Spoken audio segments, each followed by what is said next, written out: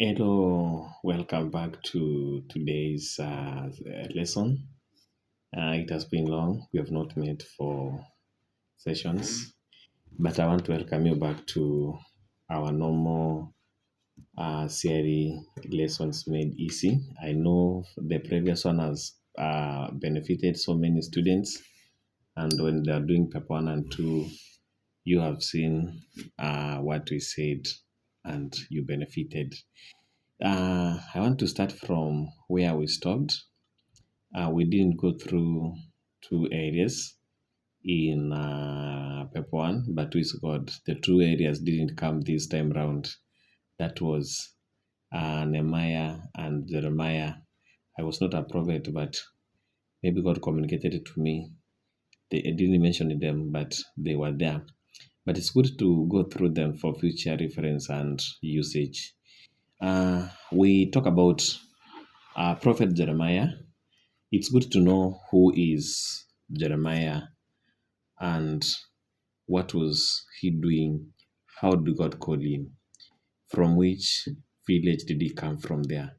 We start by looking at the historical background of Jeremiah. Sometimes the question can come asking, describe the historical background of Jeremiah. What do you need to talk about? I say historical, it means something that has happened back, something behind your shoulder. You want to explain everything that happened before. So to start with, there we know that number one, we say that he was the son of Hilkiah. Jeremiah was the son of Hilkiah. His father, we know, he was a priest. That means from the priesthood, God had prepared Jeremiah well. He knew the covenant of life and everything that entails to do the work of God. He came from Anathoth. We know he came from Anathoth, that is the northern kingdom. That's where he came from. He prophesied in the southern kingdom. You know, him coming from the north, and then he was told to go and prophesy in the southern kingdom.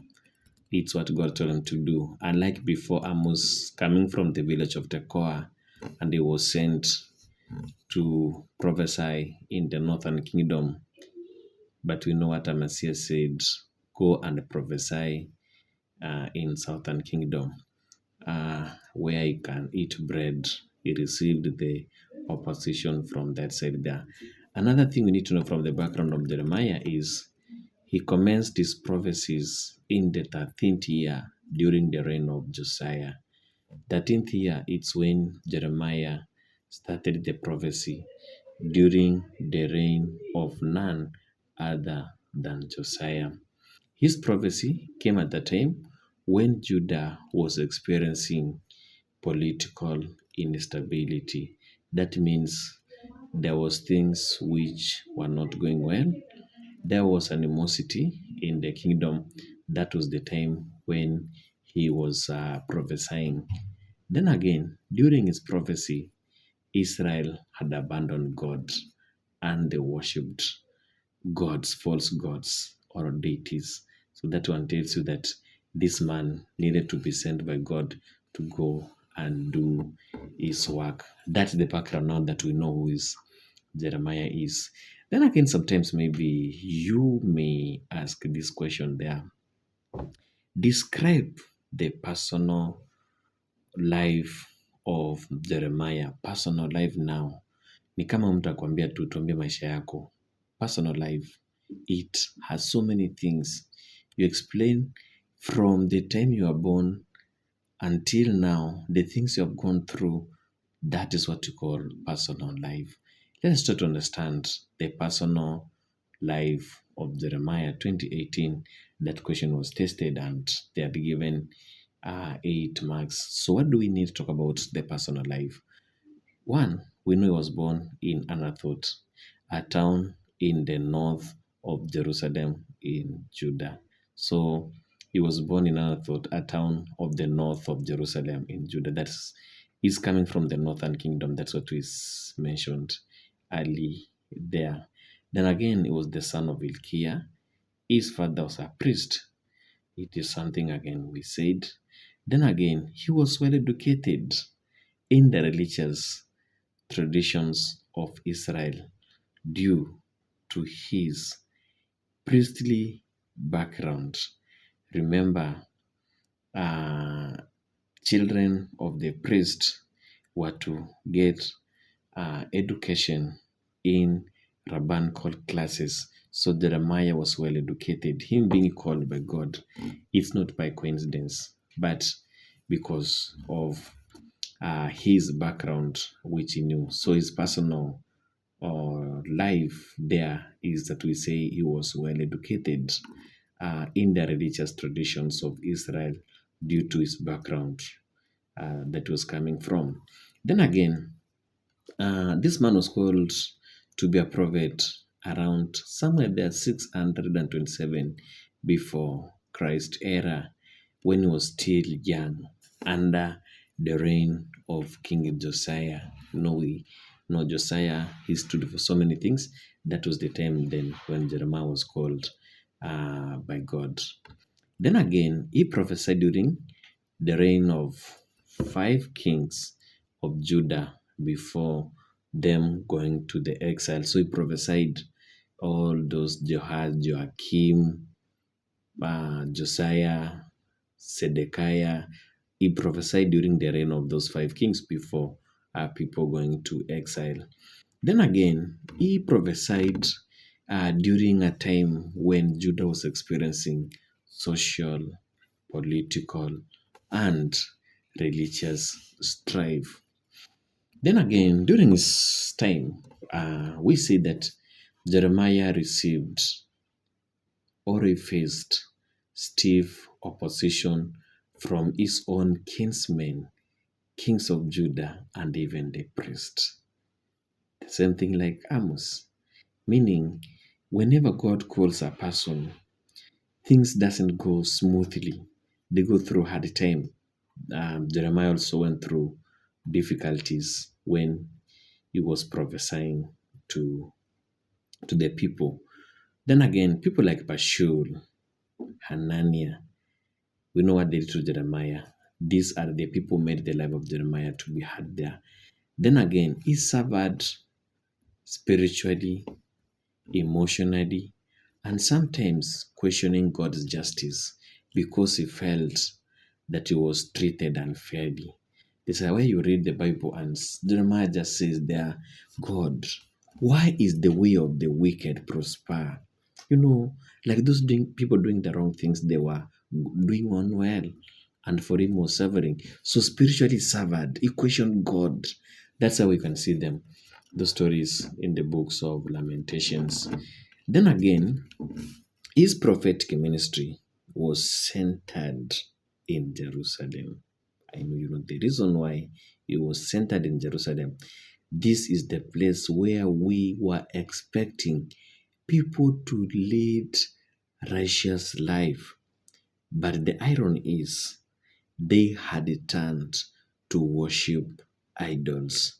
Then again, he was forced to flee to Egypt after the fall of Jerusalem, and people were deported into exile. And people say from history that it is believed Jeremiah may have died somewhere in Egypt. Then again, we know his prophetic ministry lasted for 40 years. This man who lived in isolation, tending no feast. That is what we call about personal life of Jeremiah. When you look at the social background of Prophet Jeremiah, how do you describe the social background of Jeremiah? Uh, Jeremiah found out the people of Jerusalem or Judah had forgotten the covenant way of life. That's one thing. He found them. They had forgotten the covenant way of life. They did not live as brothers and sisters as stipulated in the Mosaic law.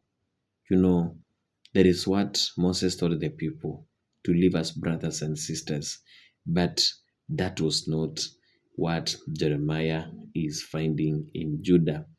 There are some evils he identified during that time. One, the orphans, the widows, alien, and the innocent were oppressed and they denied their rights. That one thing identified during his prophetic ministry. Then again, people used dishonest means of acquiring wealth. Another thing that people were rich, but the method they were using to acquire that wealth, it was questionable. So that is the dishonest means. They committed adultery. Another thing that Jeremiah is finding out during his time there, adultery was the order of the day. They murdered the innocent. It's another evil that Jeremiah is finding out. They stole and told lies. Another evil that he identified in Judah. Like now, the priests and the false prophets cheated people that all was well, while it was not, thus misleading them. Then again, the rulers failed to lead people to the covenant way of life and they led them astray. So that is the social background of Judah that Jeremiah found out. Uh, then we get a question like outline the ways in which the Israelites worshipped God before the Babylonian exile. Ways in which the Israelites worshipped God before the Babylonian exile.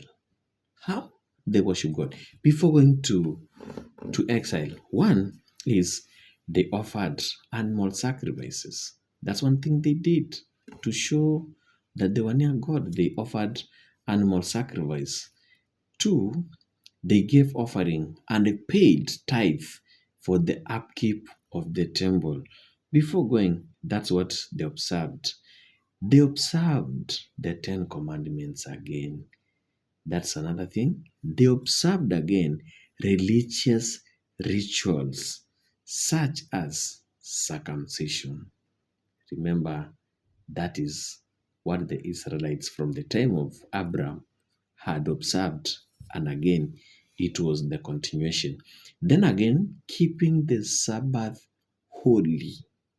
Remember to keep the Sabbath holy. It is again something they maintained. Another thing, how they worshipped God before going to the exile, praying, singing, and the dancing. It was the order of the day. Another way, it is commemorating God's saving acts through religious feasts. What comes to your mind? The Passover, saving act coming from the land of Egypt. That one again, they celebrated that one there. Listening to the teachings of the law is something they did there. Then again, respecting the Levites, Levitical priests, and allowing them to preside over the worship. Those are the ways in which the Israelites worshipped God before the Babylonian exile. Now that we have known some of the things were happening, we ask the question, describe the call of Jeremiah. When you open the book of Jeremiah, who falls under the major prophets? Jeremiah chapter 1, describe the call of Jeremiah. What are you expected to do? One is his call was in form of a dialogue. You can see the two of them discussing that Jeremiah saying, I'm too young, I don't know what to tell the people. It is a form of dialogue, and then God comes in to chip in. It was a form of dialogue. Then again, God told him before his conception, he had known him. Mwambie Jeremiah, before uzaliwe nilikuwa nakujua. So that is the call. Then again, Jeremiah was reluctant to accept God's call. He did not accept immediately. He's like, God, how? I'm too young. So he was reluctant to accept God's call. Then God responded that he had chosen him to be his prophet even before his birth. Mwambie hapo Wesuruka, nilikuwa nimekuchagua before usaliwe.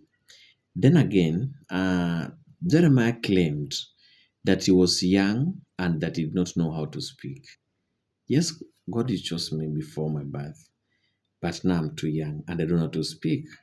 Then God then touched his lips and gave him the words to speak.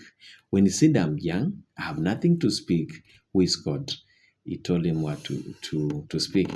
Then we know he eventually responded to God's call with faith and obedience. At least on a Christian, and from there, we should obey God's word, receive it with a lot of trust and faith, the way Jeremiah did. Then God promised to protect him, and then his call, we know, is involved with the two visions. There is something God asked Jeremiah.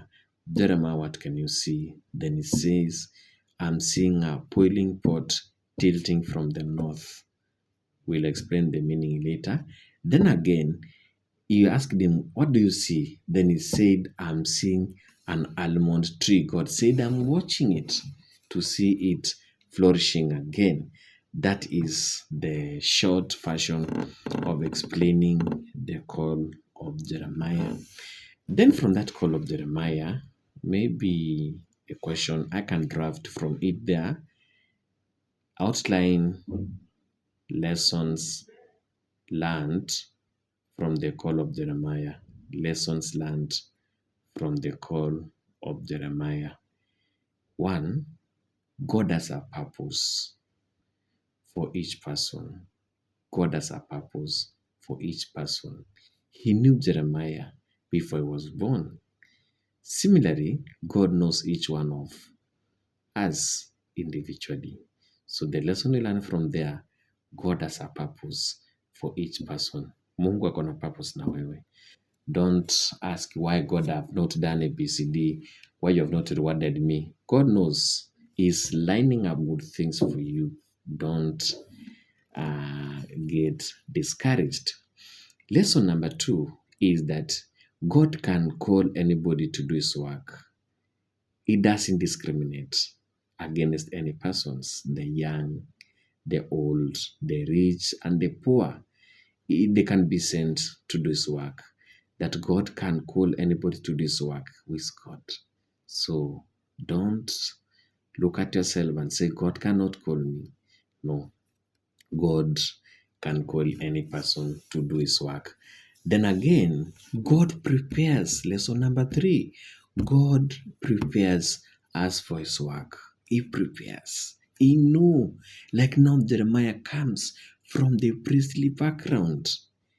This means he is aware of the idea of the holiness of God, service, covenant, and the Mosaic law. He prepares. Sometimes you go through hardship. You are born in a family of the saved people. That's one way God prepares you, because you are aware of the traditions of that area. Then number 4, a person who is called to serve God should be ready to meet opposition. So leo kitwa kwanza kulia huu watu wamenionea. You are on the table of Jeremiah. Serving God, it means standing by the truth and the will of God, which offends some people. Because if you're going to do something, not everything that you're going to say, people will say, this is a servant of God. You will touch, you will injure, you will make some people to cry, and they're not ready to listen to you. So, God's servants are expected to remain firm in their mission despite the opposition there. Another point lesson we learn from the call of Jeremiah, God protects his servants. Mungu ni nani? Akikuchagua atakushikilia. So Jeremiah was warned in advance about the opposition ahead, but God promised to be with him there. So God protects his servants. Another lesson, number 6, is Christians should not feel inadequate when called to speak for God. Ukiitwa sasa, Mungu mimi ni maskini, oh God, you don't know I'm coming from there. Don't like feeling of fear, laziness, and low self-esteem. It may discourage some students from taking some responsibilities like becoming a prefect when appointed. Others cannot speak in debates due to their low self-esteem. That's not the case.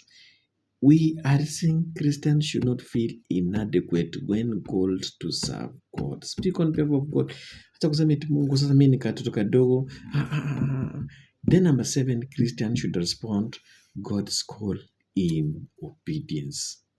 Meaning there, Jeremiah accepted to be sent by God even though he felt inadequate at first.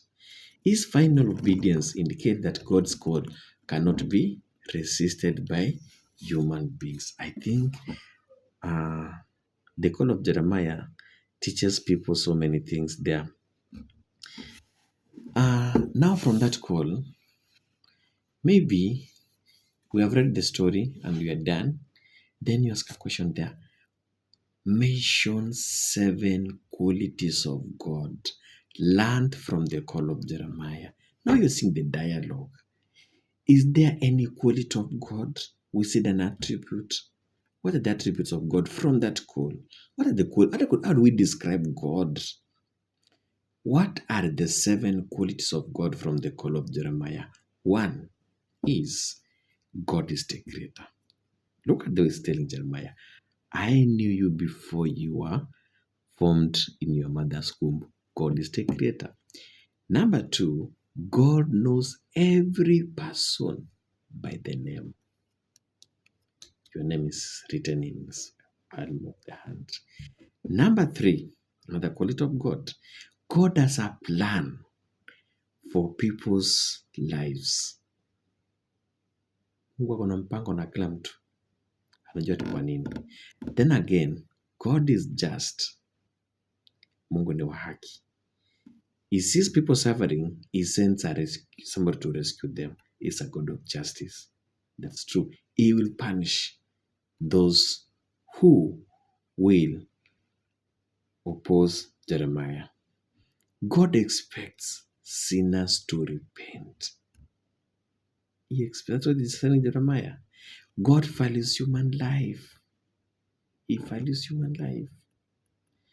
Then, God is universal. He's sending Jeremiah to another place, Judah, meaning he's a God of every person. He's a universal. Ni Mungu wa kila mtu. He's God of Kenya. It's God of Uganda. It's God of Morocco, Nigeria there. That's a universal God. Then again, God knows, God can use anyone to effect his mission. He can use anyone. Doesn't look at your age. Doesn't look at your inequalities, incompetence. Anyone can be used. Jeremiah was a young person, but God used him there. Then again, God protects those he chooses to carry out his mission. Anashikilia hivi. The way unaonanga kuku inashikilia ifaranga. That's our God who does that. I think you now know the qualities of God from the call of Jeremiah. Then again, in this dialogue between God and Jeremiah, Jeremiah didn't accept to be used by God once.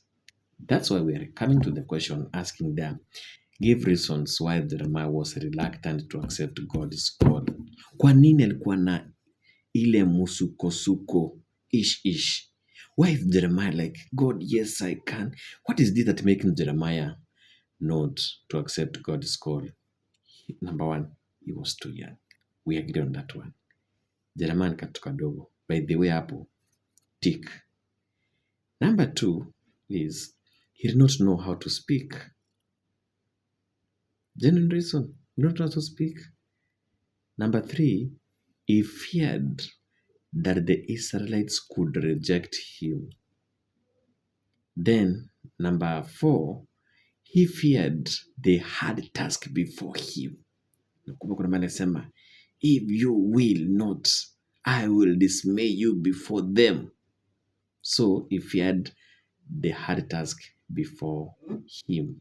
Then he did not have a message to deliver to the people. See God putting the word of his mouth. Nyakuwa na kitu ya kuambia watu ni kadogo. Then akaambia Mungu, akaambia not, he put the word in his mouth, in his lip there. Then he lacked, another point number 6, he lacked absolute faith in God. He lacked absolute faith in God. Then again, his message of God's judgment could make him unpopular with his people. You know, you come and then condemn the people. That message is not going to make you a hero. No. It's going to make you unpopular with the people because of the things which you will prophesy. So then now we meet next. We'll start from evils that Jeremiah condemned. Evils that Jeremiah condemned. We'll start with necromancy. Number 2, we have dishonesty. Number 3, we have the false prophecy. Number 5, human sacrifice. That's number 4. Then idolatry. We'll go through each of them now. Why did God tell Jeremiah to condemn those evils there? Like we start with the first evil, necromancy. What is necromancy? Necromancy refers to the practice of predicting future events by invoking the dead by using mystical powers. So sometimes you want to predict the future by invoking the dead, and it's condemned in the book of Leviticus. It's the practice of consulting the spirits of the dead. That means don't have trust in God. Then we may ask in there, reasons why the Israelites engaged in necromancy during the time of Jeremiah. What made Israel to engage in necromancy the time of Jeremiah? 1, they were influenced by their neighbors.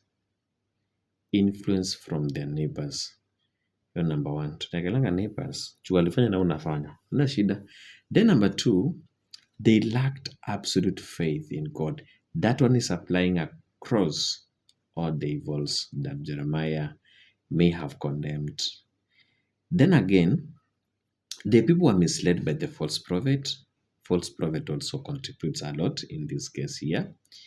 Then kings like Zedekiah did not lead exemplary life, and therefore they performed, even emphasized. So this is called the poor role model.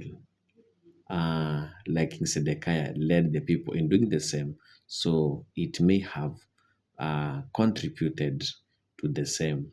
Then again, the people did not heed the instructions of God's prophets. Prophets walikuja manabii wakaongea, acheni kufanya hizi vitu. Watu wakakataa. So wale walikataa wakaongezeka kwa wingi. So it might be the one of the reasons why the people involved themselves in necromancy. Then they lacked the knowledge of the true Yahweh. They lacked the true knowledge of Yahweh. Some people are doing these things, can I call it, out of ignorance? That's why they were doing it there. So, because of that one, people found themselves in between worshiping those consulting the dead spirits and doing what God did not require them to do. Then we come to what you call dishonest, is evil number 2 that Jeremiah condemned. Dishonest, as we have said, refers to lack of moral integrity or moral uprightness. When you lack integrity in you, you are deceiving. When you're muongo, you are dishonest. The opposite of the word dishonest is sincerity. If you're not sincere, then you're dishonest. That deception, we say it means cheating, then, or telling lies, or intentionally giving false and misleading information. So that is why people become so dishonest. Then we come to human sacrifice. Human sacrifice, the time of Jeremiah, there's a time where Jeremiah is saying there, it never came to my mind. God is even telling Jeremiah, it never came to my mind that people can be so bad to the extent of sacrificing their sons and daughters. Then we are asking that, give reasons why Jeremiah condemned human sacrifice. Number one, it was an act of idolatry. They're worshiping these things for idols, sacrificing for the idols. So it was an act of idolatry. And remember the first and the two commandments, they are forbidding the same thing there. So reason number one, Jeremiah was condemning there, it was an act of idolatry. And we know in the first and the two commandments, they condemn the same thing there. Then again, it indicated the reason why Jeremiah is condemning human sacrifice. It indicated the fidelity of the Israelites to one true God. There is that unfaithfulness to one true Yahweh or binding their trust to God. They were lacking that one there. Then again, it demonstrated, the reason number three, why it's condemning, it demonstrated Israel's disrespect to sacred gift of life. God is the giver and the taker of life. So for them engaging in human sacrifice, it demonstrates Israel's disrespect to sacred gift of life. Then again, it showed lack of knowledge of the true nature of Yahweh. You can't compare God with idols. The two cannot be compared.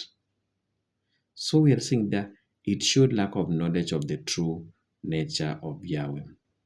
Then, another reason Jeremiah is condemning human sacrifice is that human sacrifice defiled the land given to the Israelites by God. It's God who gave them this land. Remember, from the time of them coming from Egypt, God sending away the Amorites and then them inheriting the land.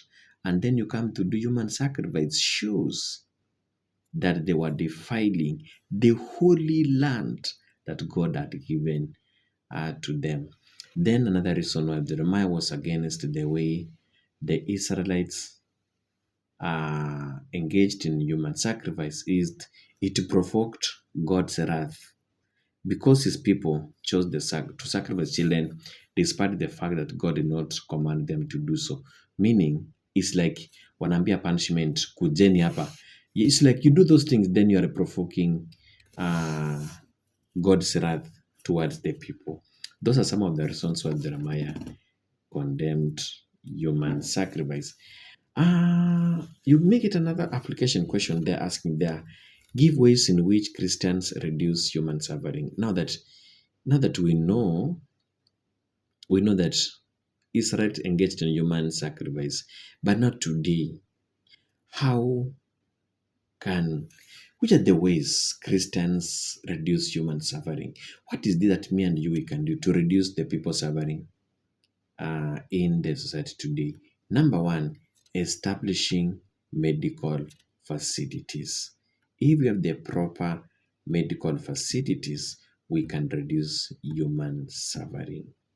People go to be treated and then they come home well. Number two, putting out corrupt leaders. If we decide one day, we say, people have suffered, we cry for the roads, we don't see them. We cry for the social amenities, we don't see any of them. Poor education system in the country because people have used the money set aside for education in the wrong way. And we say today we are not going to vote out the leaders that our suffering will end. But as long as we are entertaining these people, we will continue suffering. But one way of reducing is voting out these corrupt leaders. Then number three, creating job opportunities. You get somebody's looking for the job, unatembea kutafuta kazi hadi umeanza kufanya kazi ya kutafuta kazi ingine. It's your daily hustle. It's wrong. If we create employment opportunities, it means that you can reduce human suffering. Providing basic needs, shelter, clothing, and food. There are so many people going without these things. But if we bring these services to them, we reduce their human suffering. Then praying for the suffering, tunaombea God will do something to them. Then again, advocating for just laws. Some of the laws we are having are retrogressive. They have made people to suffer. But if we advocate for the just laws, where we talk about equal distribution of resources and the less fortunate members to be taken care of, I think we will reduce that human suffering.